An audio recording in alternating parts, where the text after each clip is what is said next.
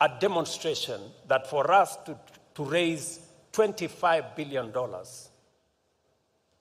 we need to demonstrate our commitment and belief in the investments we are making in this institution.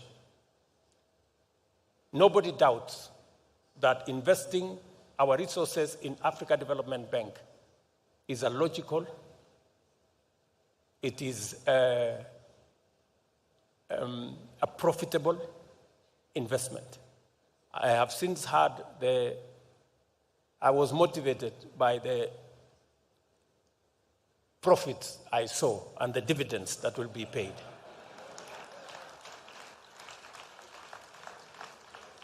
And I think it's a very worthwhile investment. I want to encourage public and private entities to equally invest. I promise you it is a worthwhile investment. Given the glaring shortcomings of the current climate financing ecosystem, we need to fundamentally reconfigure prevailing financing patterns and adopt more innovative financing structures that eliminate access barriers. I commend the Africa Development Bank Group for developing innovative financial instruments tailored to our continent's unique needs. These instruments are more ambitious in financing and our significant development projects, including heavy investments in smart agriculture and clean energy generation. However, more financial resources need to be channeled towards climate adaptation in Africa. At my last meeting with President Adesina, we were discussing them extending our water program, which we started with the Africa Development Bank, to phase 3, where we are discussing now a $400 million facility with the African Development Bank for water harvesting, water storage, and irrigation that will support Kenya's food security, especially in the context of the effects of climate change. Ladies and gentlemen, at this juncture, I wish to underscore the critical role of the Africa Development Group's annual meetings in advancing progressive discourse, structured dialogue, and knowledge events.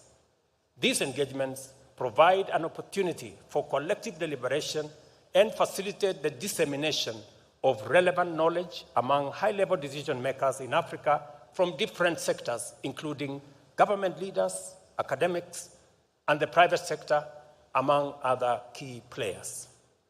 The 59th annual meeting takes place at an important juncture in our continent's developmental history.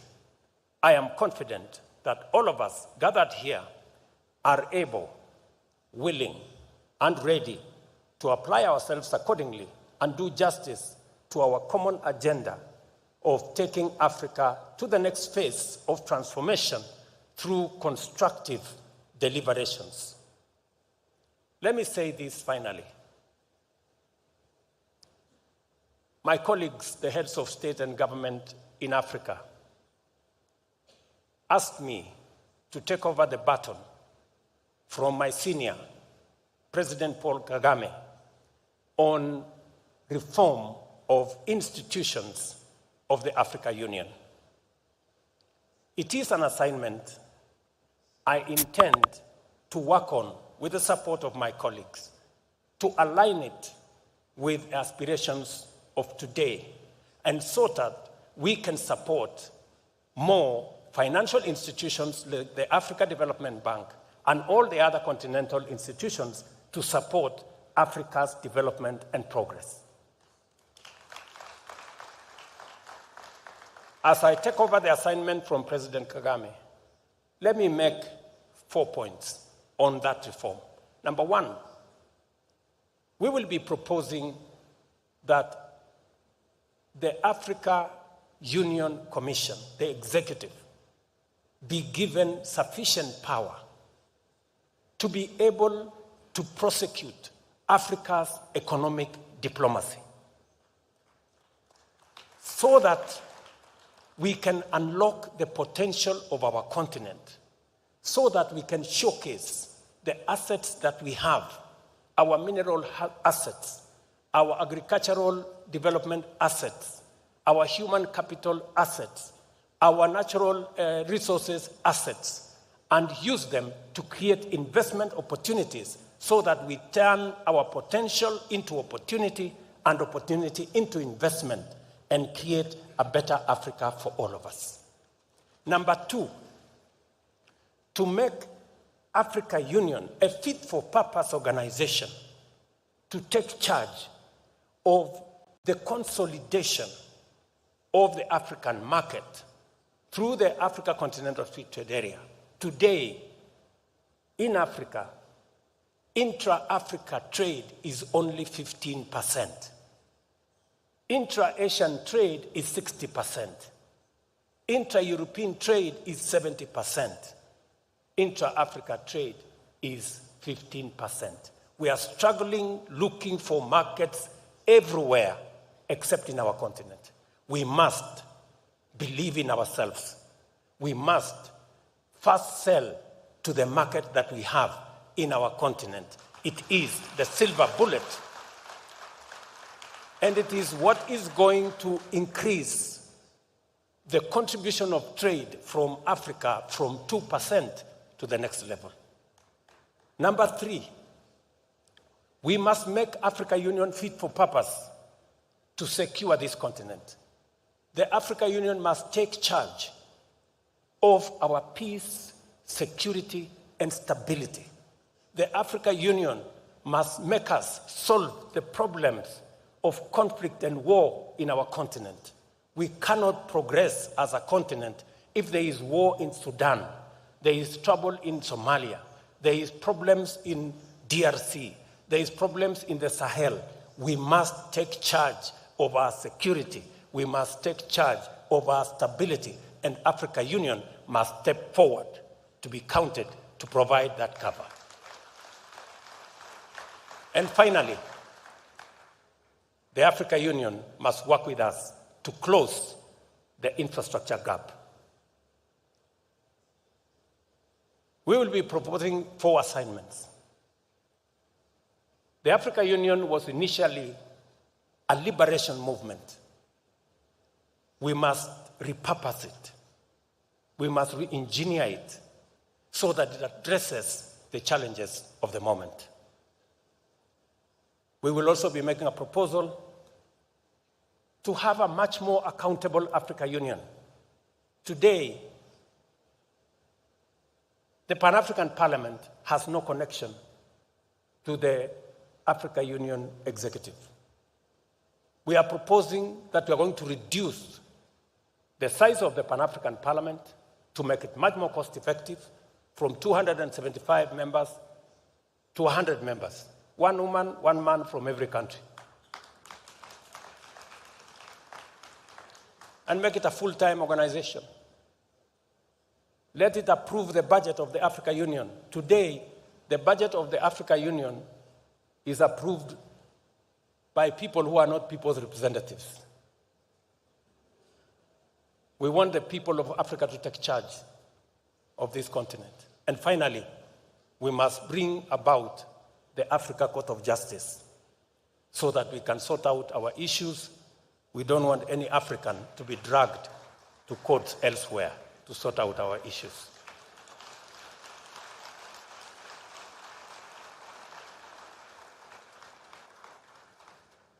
We need something short of a revolution to have a good organization for ourselves. I look forward, ladies and gentlemen, to the output of these meetings, and I am optimistic that your recommendations for reforming the architecture of the global financial institutions will be as radical and as ambitious as the AU's Agenda 2063. Your participation here promises viable solutions to enable our countries mobilize sufficient resources to close Africa's development financing gap and accelerate our structural transformation across the continent. Ladies and gentlemen, the 59th annual meeting of the Africa Development Bank Group is now officially opened. I thank you.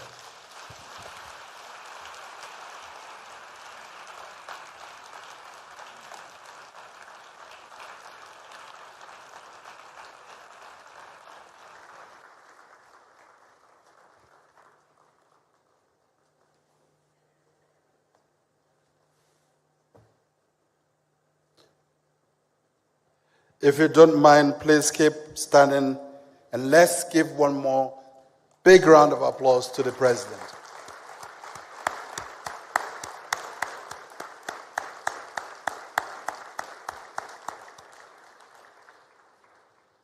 You may be seated. Now there's a challenge between President Ruto and President Adesina as to who is more passionate evangelist.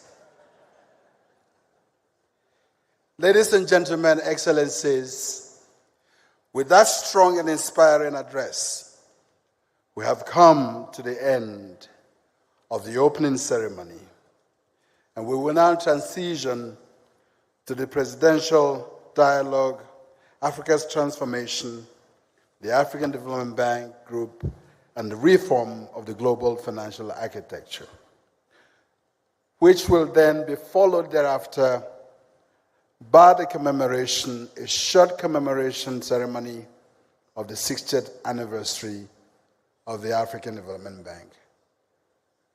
Thank you so much for being with us at this opening. The meeting continues, and I hand over to the team responsible for the dialogue. Thank you for having me.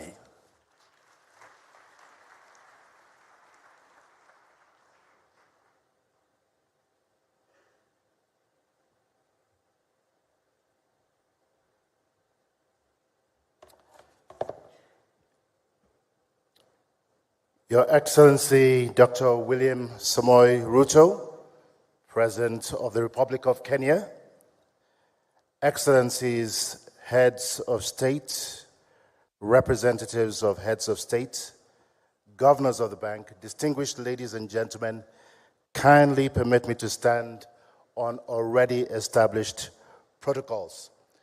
Once again, Karibu. Wow. That's the first time Karibu has been met with silence, so I'm going to say that once again. Karibu.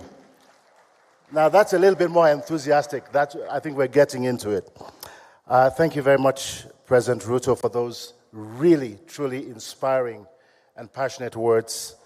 Very, very heartfelt. Thank you very much. Welcome to this presidential dialogue on Africa's transformation, the African Development Bank Group, and the reform of the global financial architecture, here at the annual meetings of the Board of Governors of the African Development Bank, holding at the KICC, Kenyatta International Conference Center, in the beautiful, and I must say green, capital city of Nairobi. My name is Victor Oladokun. Yes, you can clap for Nairobi and certainly for Kenya.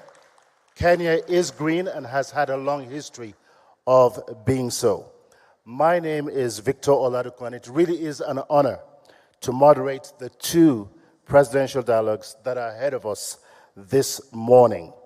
Our conversations will revolve around what must be done in a fast-changing, dynamic global environment to kickstart and transform Africa's economies, as well as ensuring that they do remain sustainable. But first, permit me to invite to the podium a global leader who has a reputation, actually two reputations. One for not believing in the word impossible, and two, for being dubbed Africa's optimist-in-chief, a very well-deserved tag. Not because he is unaware of the continent's many challenges, but because he strongly believes that under any circumstances, change is possible. Please join me in welcoming to the podium once again the President of the African Development Bank Group, Dr. Akinwumi Adesina, as he comes forward to provide opening remarks.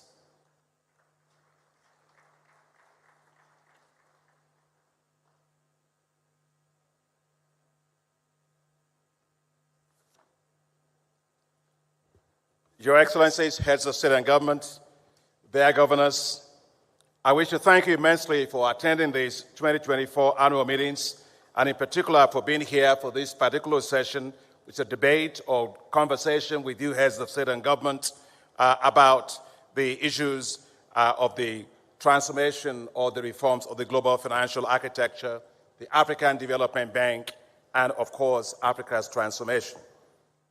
This is one topic that I know is close to your heart, as you all have been advocating for the reform of global financial architecture, the reforms of the United Nations, including the United Nations Security Council, and we just heard from His Excellency President Ruto all about that. And why is that being done, or why is that necessary? That's to ensure that Africa's voice is heard, that Africa's priorities are in fact prioritized, that Africa's financial needs are appropriately considered, that there is equity, fairness, and justice in dealing with the most pressing challenge of our time, climate change. Clearly, the global financial architecture has a great role to play in mobilizing resources for development. Yet, it is not delivering enough for Africa in 5 ways. First, it is under-delivering on climate finance for Africa.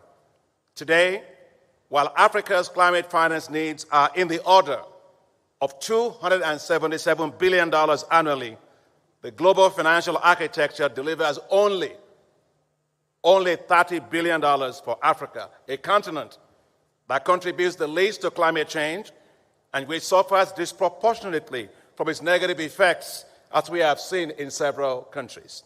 Second, the global financial system is not delivering financing at scale needed for accelerated development to meet the SDGs.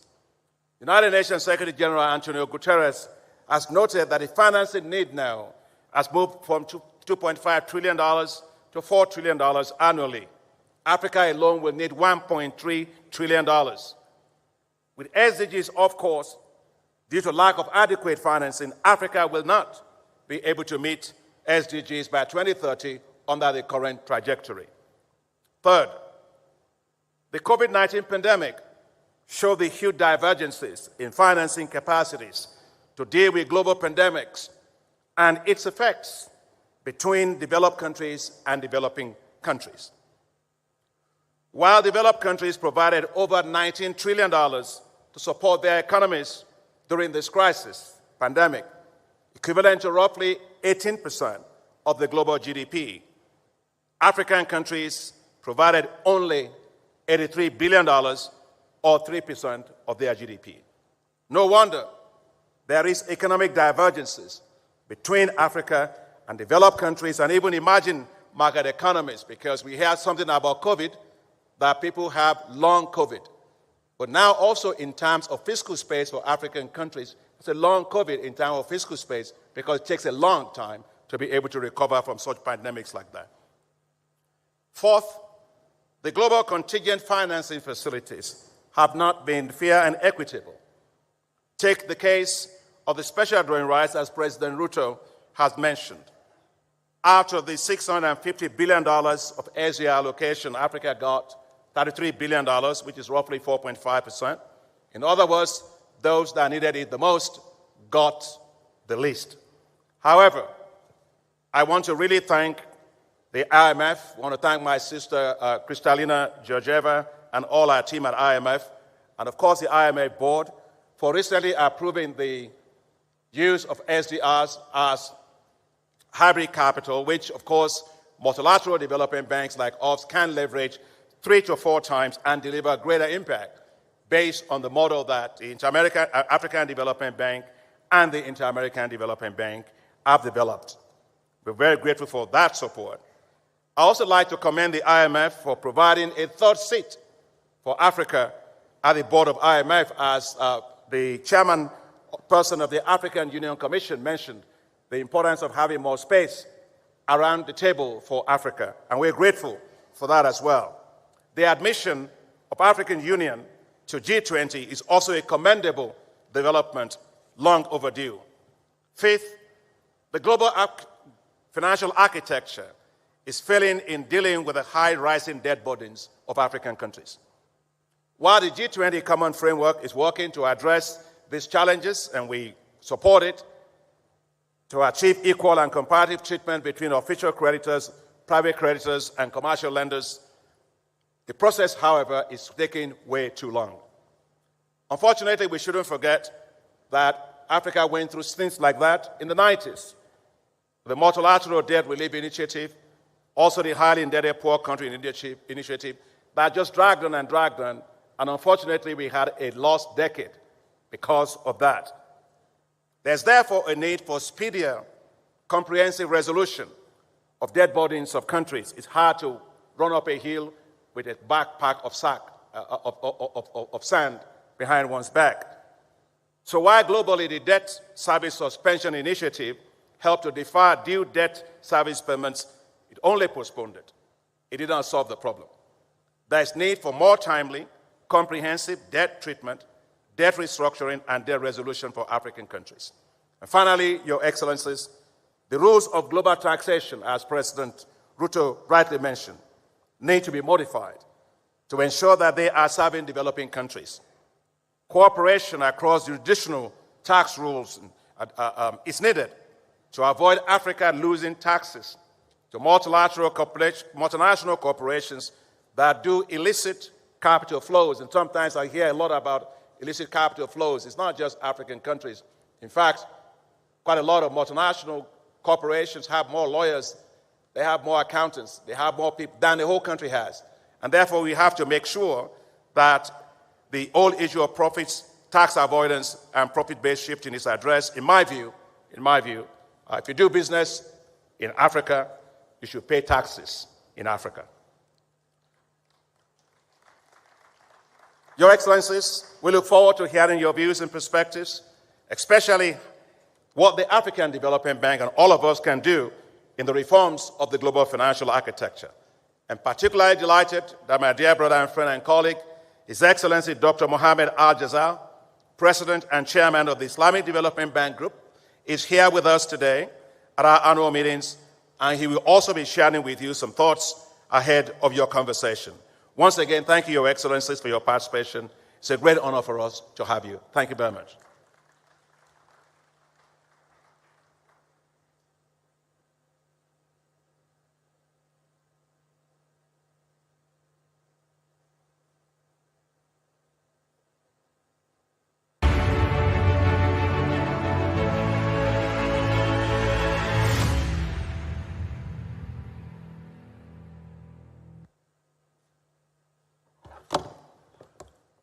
Just as Dr. Adeshina mentioned a few moments ago, we'd like to use this opportunity to welcome to the podium a friend of Africa and a friend of the African Development Bank, His Excellency Dr. Mohamed Al-Jazal, President of the Islamic Development Bank, to give his keynote address.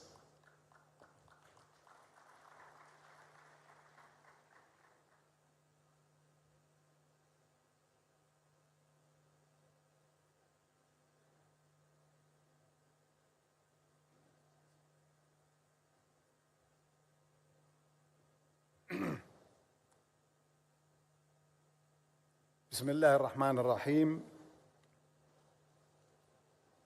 Your Excellency, President William Ruto, the President of the Republic of Kenya. Your Excellencies, Heads of State, Your Excellency, my dear brother and friend, Dr. Adesina, President of the African Development Bank Group, the honorable heads of international and regional institutions, honorable ministers, ladies and gentlemen.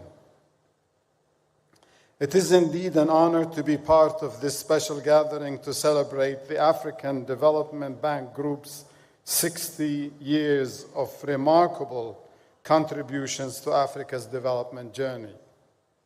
I am delighted to address such a distinguished audience today to share my thoughts on Africa's transformation, the African Development Bank Group, and the reform of the global financial architecture. Let me also take this opportunity to highlight the exceptional value we at the Islamic Development Bank place on our strategic partnership with the African Development Bank Group.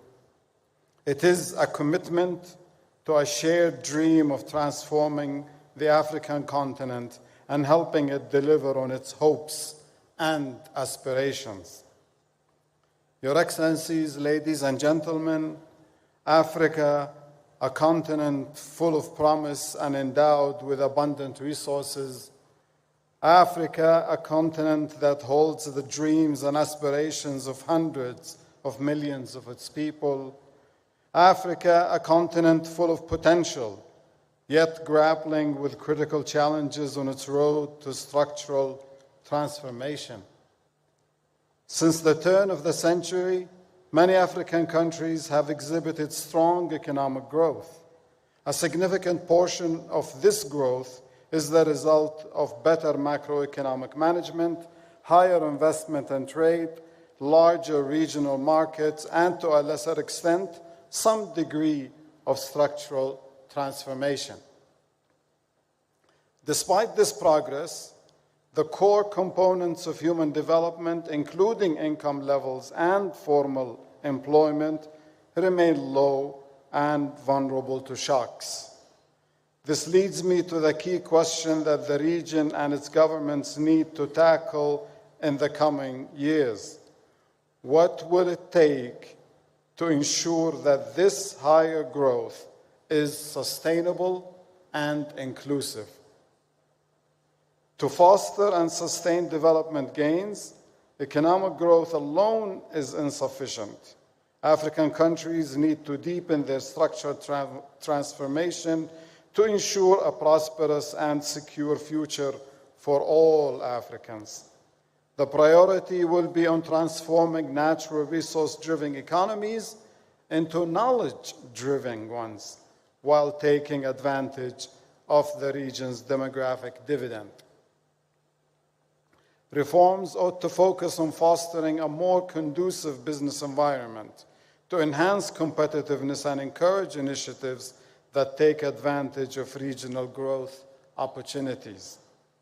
In this regard, the African Continental Free Trade Area offers a huge potential for building regional supply chains, developing intra-African production networks in manufactured goods, and enhancing competitiveness. Excellencies, ladies and gentlemen, Africa is on the ascent, and I am optimistic about its development prospects.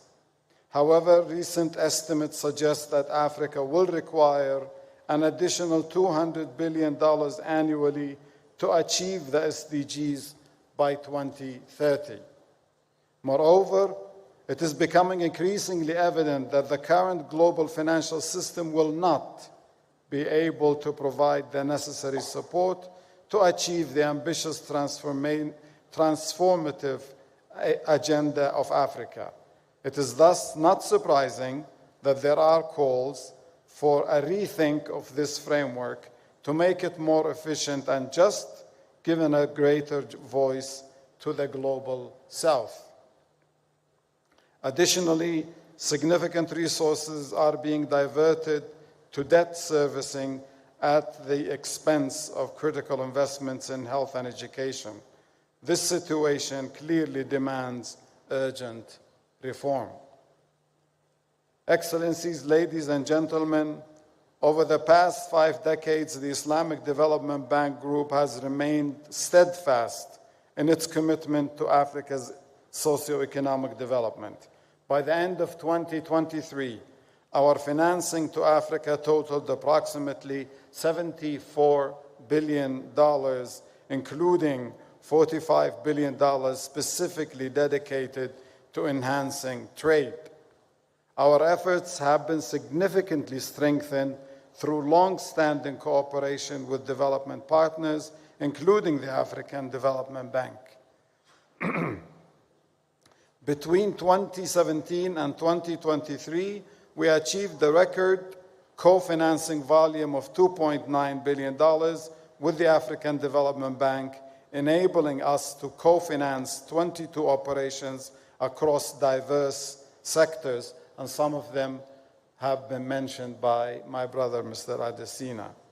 I am pleased to announce that during the Islamic Development Bank's Golden Jubilee celebrations in Riyadh last month, we further enhanced our partnership with the African Development Bank by expanding its scope and setting a higher co-financing target over the next 5 years.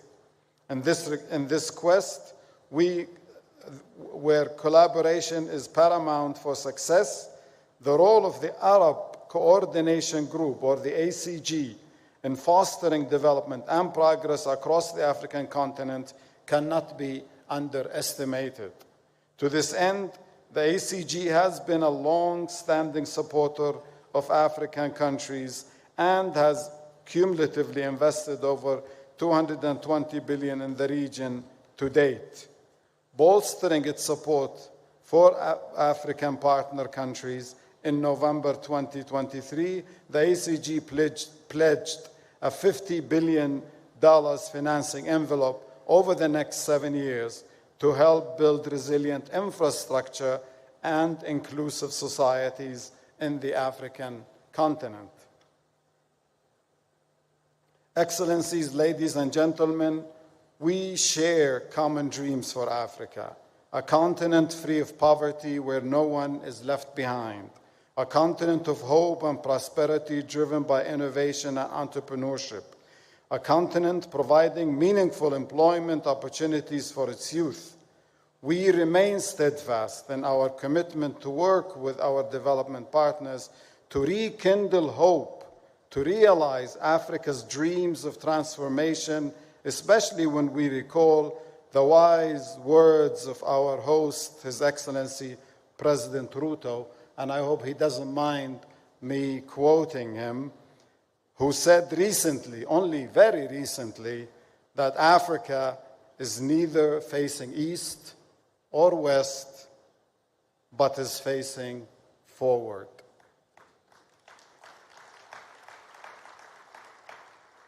I wish you all successful deliberations throughout the remainder of this dialogue. I look forward to the positive impact these discussions will have on shaping our strategies and actions to mobilize affordable financing for Africa's inclusive growth and structural transformation. Thank you very much. Wassalamu alaikum wa rahmatullahi wa barakatuh.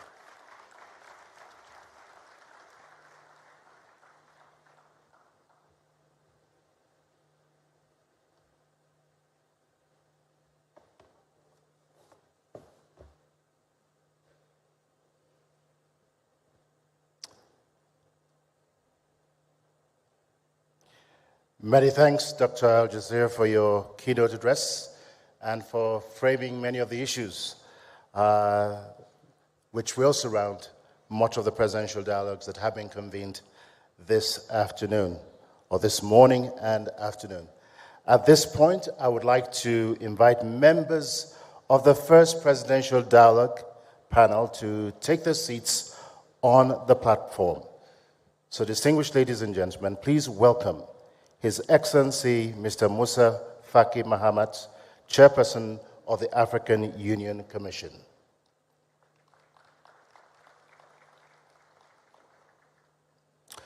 Her Excellency Mrs. Sarah Kugon Gelwa Amadila, Prime Minister of the Republic of Namibia, representing His Excellency Mr. Nangolo Mbumba, President of the Republic of Namibia.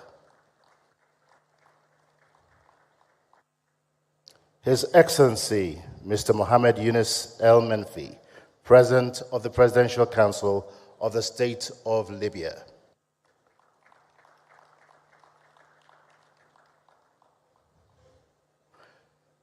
His Excellency Mr. Paul Kagame, President of the Republic of Rwanda.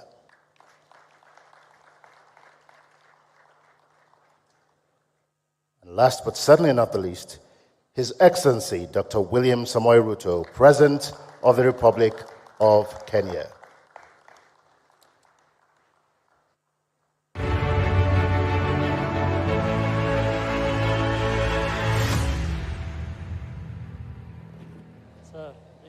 Thank you, Excellencies, for joining us on this panel.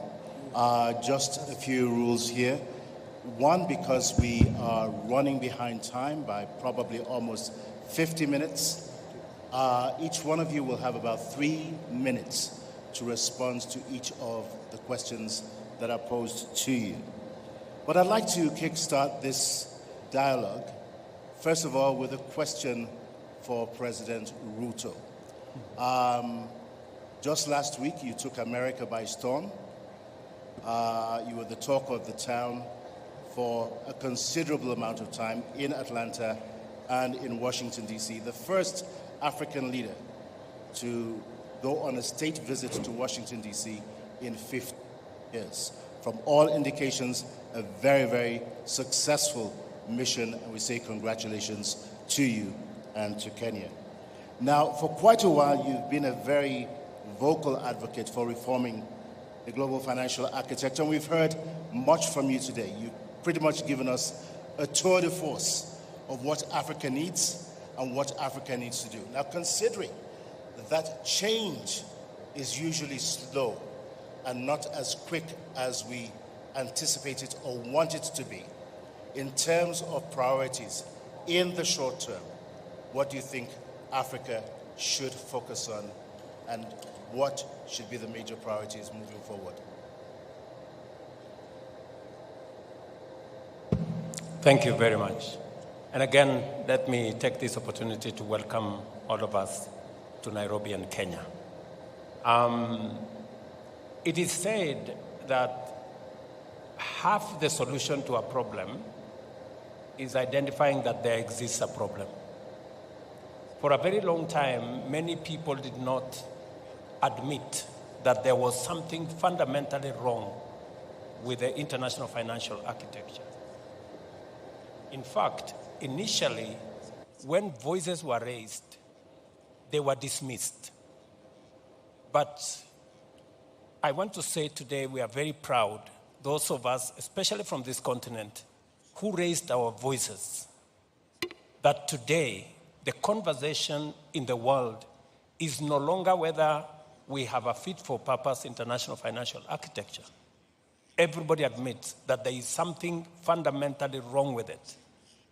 The issue in conversation now is where, how do we reform it? So the issue of reform is settled. It must be done. And I think it begins with, once we understand the problem, then it begins with where do we start? I think what we are saying is we need a financial architecture that has the following characteristics. Number one, long-term financing. 40 years, grace period, 10 years, or something in that order. Number two, low interest rates, concessional financing, including, where possible, grants. Number three, we also need financing at scale. The quantum is very important. And then number four, we also need financing that is agile, that is flexible, especially that responds, that is climate sensitive, so that if there are shocks, that financial architecture must be responsive, because climate change is the new normal. Switching from drought to floods progressively is becoming what it is. In Kenya, we had drought a year ago that decimated 2.5 million heads of livestock. This year, we're in floods that has taken the lives of 200 Kenyans. So this is the new reality. So the financial architecture that must be in place must respond to this climate reality that we have. And finally, is to be sensitive to sustainability. So our priority is to sort out the financial architecture, that's number one. Number two, our priority is to make sure that this continent, with its tremendous potential, we move it from potential to opportunity, from opportunity to investment. And finally, as I have said, even as we try to do something outside, we must also do something inside. That is why we are also looking at our own systems, our own governance, our own instruments. And that's why we are discussing, even internally, reform of the Africa Union, so that we are aligned as we reform the international financial architecture, as we reform the investment space to create opportunity for our assets. We must also reform our own institutions so that we align them and repurpose them to be in line with our aspirations and the outcomes we are looking for. Thank you very much, President Ruto. In other words, reform is a two-way street. It's not just one way. But allow me to follow up very quickly. As we all know, Kenya and a number of other countries have been buffeted very devastatingly by extreme weather conditions, unpredictable weather conditions. And I think the projections for Kenya and other countries in the region are that over the next 7 years, we're still likely to see the same kind of weather patterns that we've seen this year. That being the case, and again, following a two-way reform process, what is it that African countries should be doing right now to mitigate the effects of climate change? It is true that predictions are that Kenya and our region is going to have above normal rains for the next 7 years. That's a prediction. It is both positive and negative. And that is why, working with institutions like the Africa Development Bank, we are developing resilience instruments. It is the reason why we are having a conversation with the Africa Development Bank on our water infrastructure. How do we take care of this excess water? And how do we turn this excess water into an asset for making sure that we use it for our food security, we use it for the positive elements. So we must align our programs, our strategies with the reality of the moment and with the predicted reality of the future. So that is the alignment that we must do. Thank you very much, President Ruto. I'm going to come to President Kagame next on a number of issues, particularly with regards to the global financial architecture, as well as the issue of reforms. Both yourself and President Ruto have been aligned. That being the case, what reforms do you really think should pave the way for giving Africa the resources that it needs to finance its own transformation and inclusive growth, even in the face of devastating climate change? What are the most critical reforms that you see and anticipate are needed? Thank you. Let me quickly, first of all, and more importantly, thank our hosts, President Ruto, His Excellency, and also the President of the Africa Development Bank Group for inviting us here. Now, quickly to the point, we are talking about the architecture of, international financial architecture. Therefore, in mind, we have the architects. So what did the architect have in mind when they provided us with the architecture we have to deal with? They must have had their own interests. They must have framed things the way they wanted to benefit themselves, or maybe we can assume that they wanted to benefit the whole world. Now, we are here discussing the situation as it is, where we find there are enormous resources in this world, but inequitably distributed. So Africa has to look at itself and look at the whole world as it's set up. And we know in this world, people, countries, work for interests, their own interests.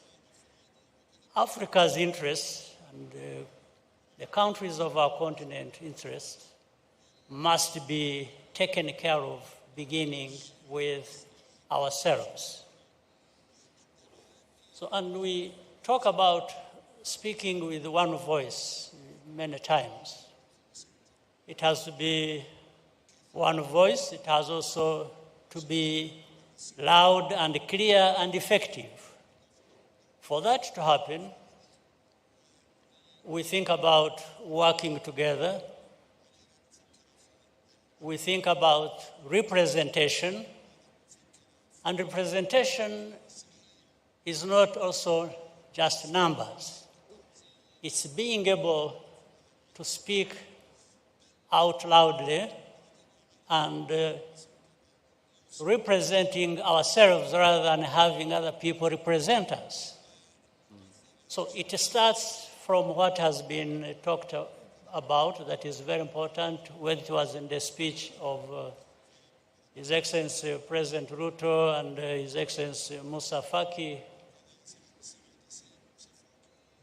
Therefore, the reforms we are talking about is how do we disrupt, if you will, the current architecture as we have it, so that it includes significantly and visibly the interests of our continent.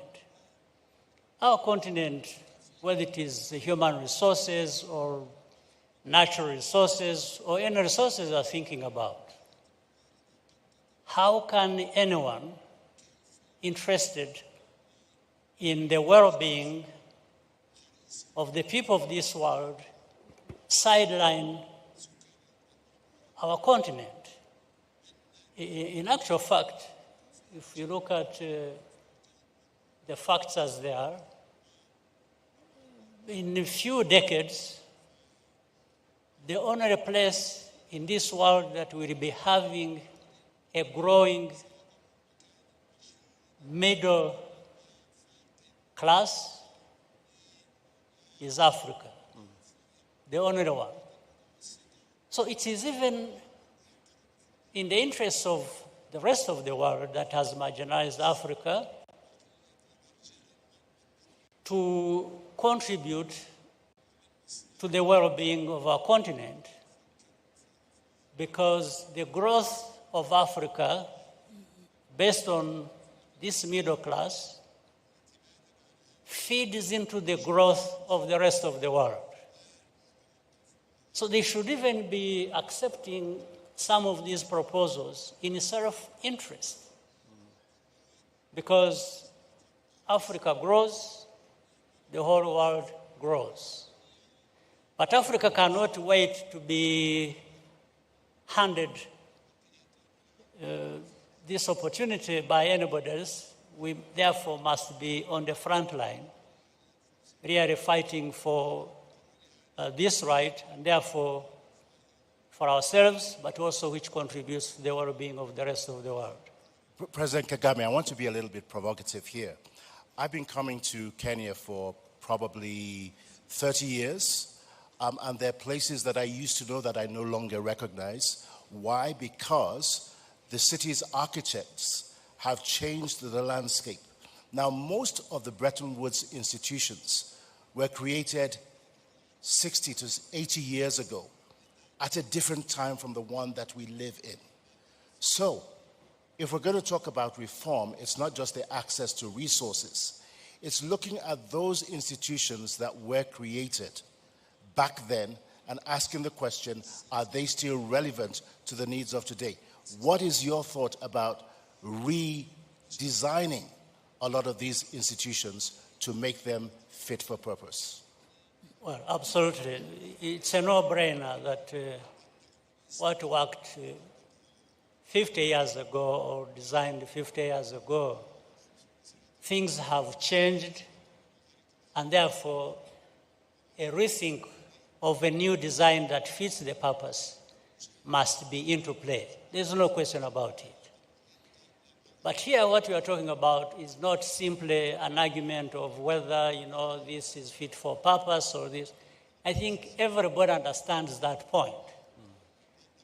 But there are philosophies, if you will, or interests or that operate behind that. For us in Africa, we are hard-pressed to see that there is a change of these and in the design of these institutions. But maybe the way the institutions are set up, benefiting some parts of the world, those in those parts of the world are not interested in having the change happen because it gives them control, it gives them say over other people's resources even. So it's not that people don't understand. Especially for Africa, we understand it better because of how we are affected. But the other parts of the world that have the power and control, it's also not because they don't understand, but it is because that it serves them very well, benefits them, that they are not interested or they are slow in allowing change to happen. So it's not a very complicated thing to understand. Everybody understands that. What is complicated is to reach this understanding and compromise that we don't lose anything by having everybody benefit as we should benefit, all of us. That's where the issue lies. And therefore, the reforms are based on this thinking. We are only looking for the pathways to having the reforms implemented that provide us with less costs than having to fight so much over what is obvious that actually benefits all of us, as I said. Thank you very much, President Kagame. I'm going to come next to President Al-Menfi. Let me bring it closer home. Obviously, your country has had quite a number of challenges economically in recent times. What areas do you think that the African Development Bank can support Libya in the best to help you reach that last mile of reaching economic transformation in your country?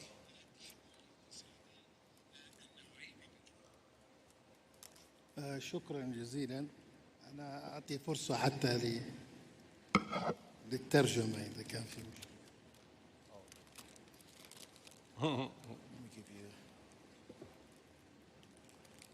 I will talk in Arabic.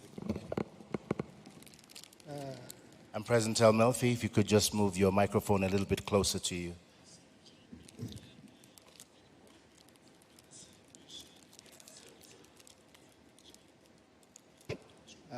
في البداية أحب أن أشكر فخامة الرئيس روتورو على الضيافة وحسن الاستقبال والشعب الكيني، وأيضا على مجهوده الكبير الذي يقوم به في هذا التحول الذي أعتبره هو نقلة مهمة جدا في التحول المالي وكيفية معالجة المؤسسات المالية في أفريقيا.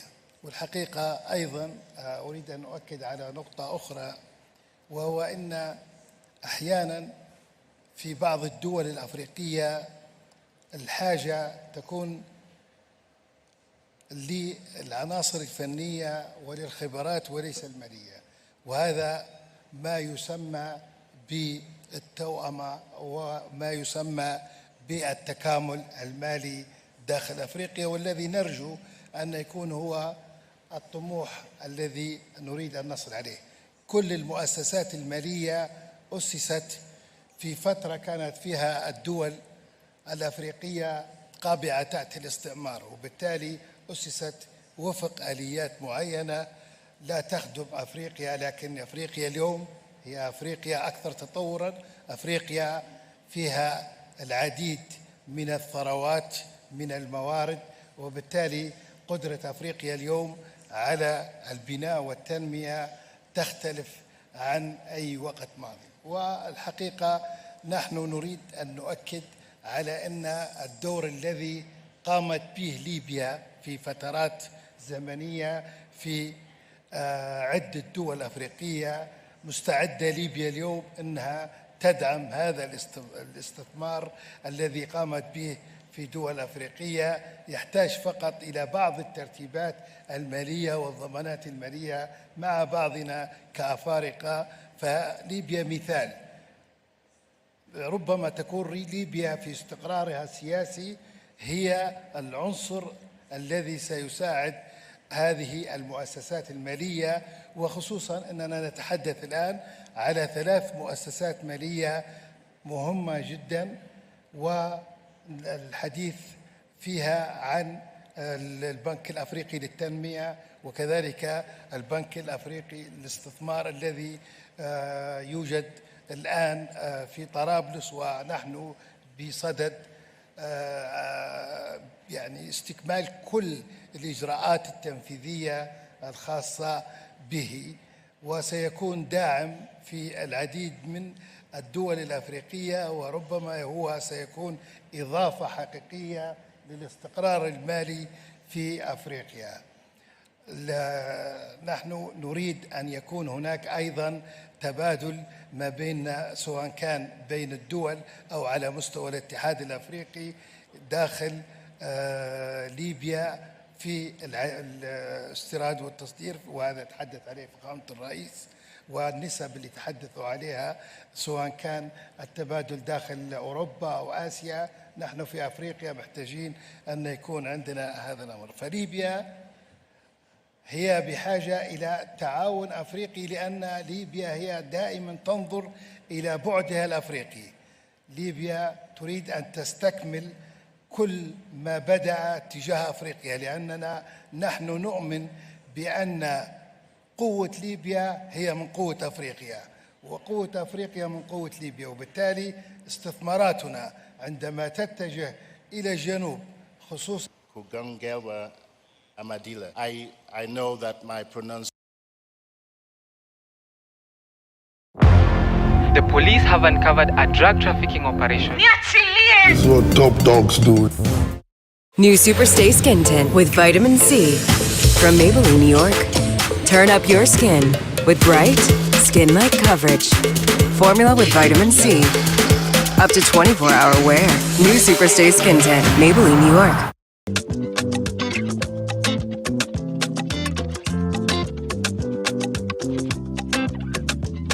Professor P.L.O. Lumumba is a distinguished scholar and legal luminary, holding a Doctor of Laws in the Law of the Sea from University of Ghent, Belgium, as well as a Master of Laws and Bachelor of Laws from the University of Nairobi. He has received honorary Doctor of Letters degrees from the University of Cape Coast, Ghana, and a Doctor of Science degree from Bells University of Technology here in Nigeria. With a rich background in human rights, humanitarian law, and international humanitarian law, Professor Lumumba has served as an advocate in the High Courts of Kenya and Tanganyika, and is a certified mediator. His influence extends beyond the legal realm Welcome, Professor Lumumba. Thank you. Thank you very much. Thank you. You may resume your seats. I'm a great opponent of lengthy introductions. Let me start by thanking the pastor and his wife, and also appreciating those who have spoken before me and those who are present to listen to our presentations. Without you, we would be talking to ourselves. There is a sense in which much has been said.